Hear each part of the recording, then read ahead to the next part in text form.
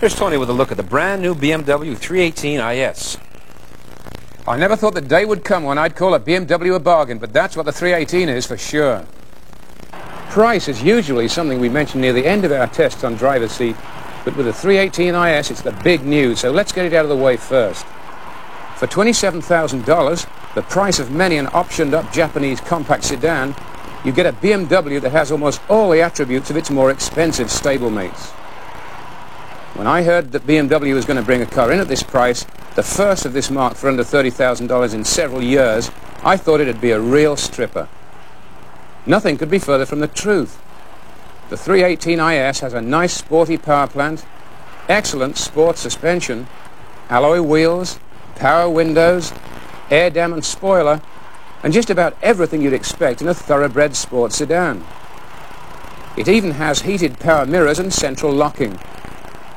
Biggest surprise of all was to find that anti-lock brakes, often a costly extra, are standard too.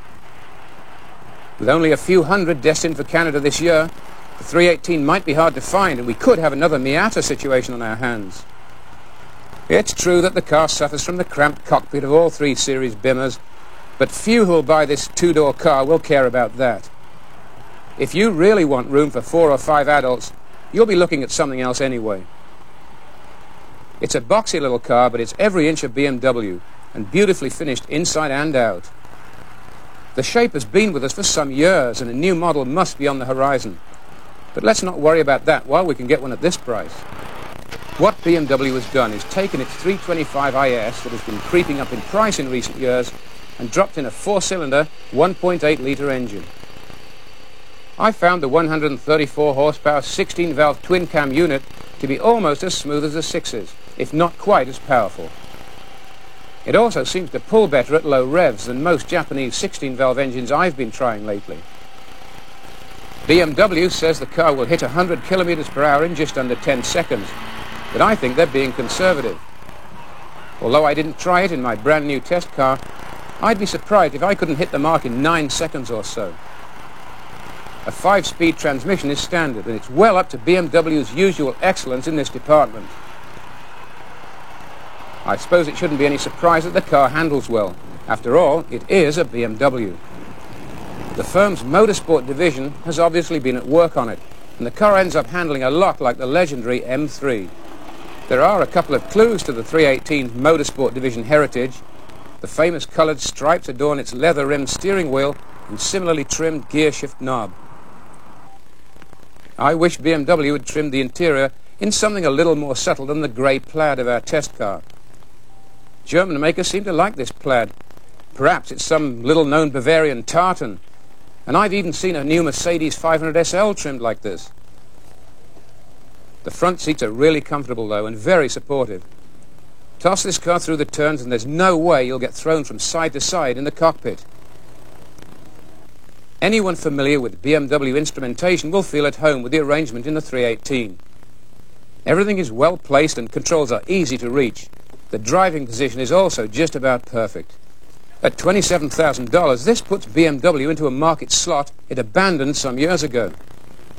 In the $25,000 to $30,000 range, there's quite a choice, especially among Japanese models with long option lists to boost their prices. There's the Toyota Camry, Nissan Maxima, Acura Integra, Honda Accord, Mazda 626, and some versions of the Subaru Legacy. From Europe, there's the 16-valve Volvo 740, the Saab 900 range, and the Alfa Romeo Milano. If you like domestic products, we shouldn't forget Ford's Taurus SHO, Thunderbird SC, and Kuga XR7 models, also the new Pontiac Grand Prix. Most likely to be hit by BMW's new entry-level sports sedan is the rather expensive Audi 90, which costs quite a bit over $30,000. At last, Ed, a BMW for the average enthusiast. I couldn't agree with you more. This is a wonderful car. Proven design. This design has been around long enough to take care of itself. The engine is a thing of beauty. Excellent brakes. The only problems I have with the car is that my usual complaints with BMW. Cramped interior and really uncooperative synchromesh from first and second during cold starts. Otherwise, I love this car. You know, I'd have to put it on my list of cars that I would seriously consider buying. Well, you're right about the cramped interior, of course, and that's always been a complaint. Everybody's mentioned that with this particular car. But I stand by my claim that this car will not be bought by people who really need 4 or 5 seats. I think the sort of people who buy this car will be the same kind of people who buy 2+2 coupes, right, like Celicas and Preludes and so forth. But by the same people that would have bought the 2002 back in the 70s, but just never got around to it. Now they get another chance at it. Well, that's right. The 2002 is the car that put BMW on its feet, the car that the enthusiasts loved, and BMW proceeded then over the years to abandon these people, and now they're trying to get them back again. And I want to stress that this car should not be confused in any way with the 318i that came out in the early 80s, which was really a disappointing car in many ways. This car is much faster, much more agile, and has a much better sense of balance about it. Absolutely. The old 318, which had just a basic sort of 4-cylinder non-twin cam, non-16-valve engine, was not a very much loved car, and some BMW watchers say that the new one will get some of its bad image. I don't really think so. I think that this car, people have forgotten the old 318. I think what happened here is that BMW got burned with that. That car didn't do well for them, and they admit that, and I think they probably looked at it and said, well, this is not going to work, let's go upscale here. I want to disagree with you about that engine, and I think the engine is fairly rough running, but I love that part about it. I want it to be rough running, like most 16 valves, and it reminds me in many ways of the old 2-liter 2002 engine. It really feels very much the same. Much rugged. Peppier, it feels rugged, it feels sporty, it has a nice kind of rorty note to it, and it's a wonderful car. It's got much more, as I mentioned, much more lower-end torque, it seemed to me, but the six-cylinder, than the Japanese 16 The 6-cylinder engines in the 3 Series are among the most smoothest six-bangers on the market, and this one is not as smooth as the 6-cylinder engines, but it doesn't bother me. You know? But the great thing is they decided not to make this a stripper. Isn't it great to get ABS brakes? You can pay $2,000 or $3,000 more for ABS on some cars. I'm glad you brought that. That's a major selling point for the car, because it's the only car I know of in this price range that wanted to accept. Absolutely. Let's sum up here. Things we didn't like, not much. The availability, there's not going to be very many of them to buy. The old design, getting a bit long in the tooth now, and the plaid interior we could do without. On the plus side, lots of things. We won't mention the value, of course. Excellent value. Power plant was very, very good, and the handling was truly excellent.